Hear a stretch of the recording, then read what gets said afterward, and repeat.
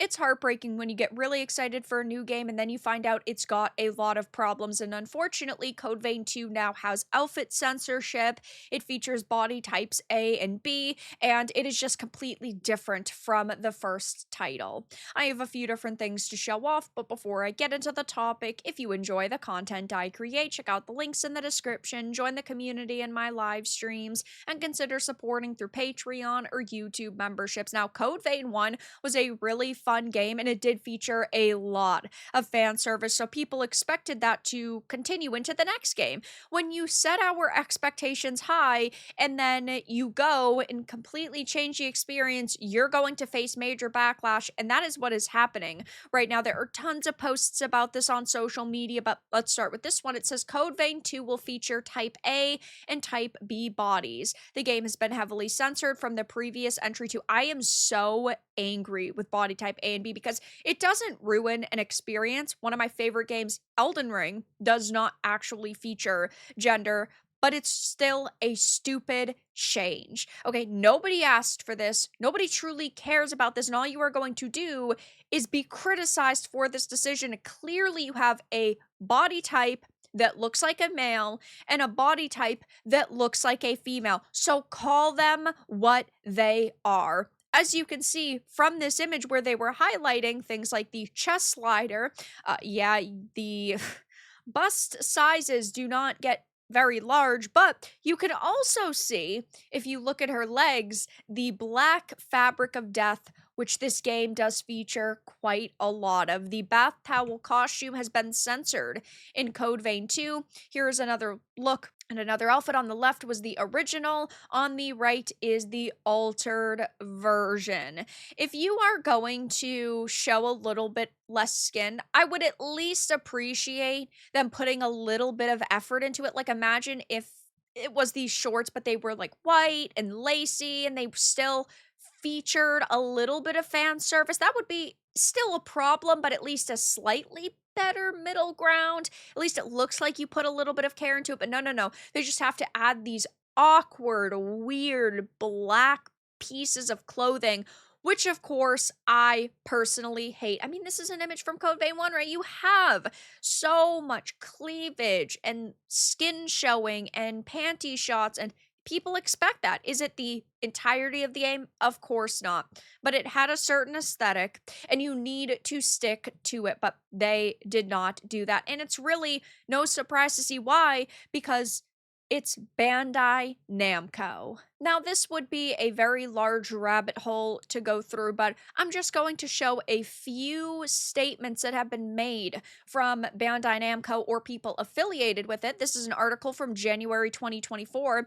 It says a recent article from the Japan Times covered the role of localization when it comes to bringing Japanese media to English-speaking audiences, and a handful of statements in particular stood out. One statement from Frank Genti, the senior localization manager at Bandai Namco, attributes some of the changes to the hashtag #MeToo movement, and that they need to tell Japanese game developers to dress their heroines. We tell them that the cleavage is a bit too exposed or the skirt is a bit too short. Before, they weren't very flexible, but they've become more proactive on such matters. Here's another article talking about this. Bandai Namco localization teams admit they order Japanese developers to censor their female character designs, and this is heartbreaking because they should not be forced to censor a game that is clearly not made for children. Okay, clearly it's adults playing this title, and so you should offer this adult content. It's okay.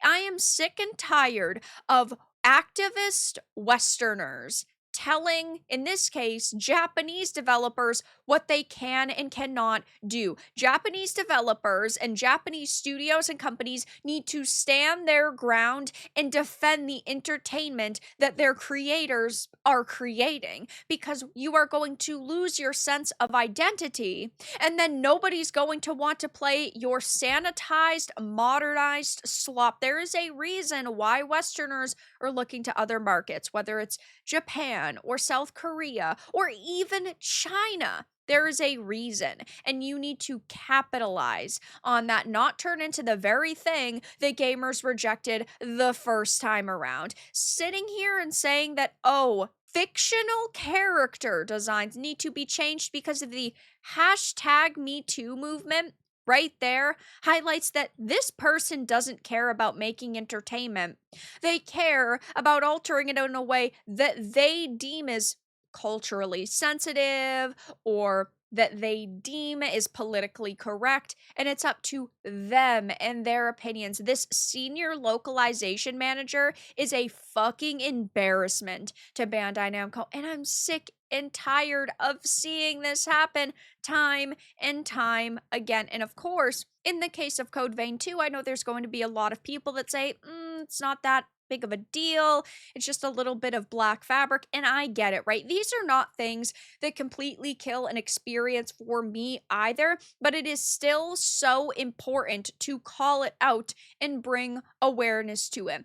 It's like I have planned to stream Code Vein 2, right? And I stream a lot of games on this channel that are censored, even games that are extremely bad, like Reloaded. I'm going to be streaming that in a couple of weeks, but it makes me not want to play the game at all because clearly Bandai Namco does not respect their customers. And they do not care about what people actually want and expect from them. And it really means that we can't trust Bandai Namco now. Bandai Namco has been questionable for a couple of years now. I have not put my full faith into them, but they're just continuing to push political BS onto us because that's really what this is about. Body type A and B isn't because they want to respect certain people. No, it's a fucking political message.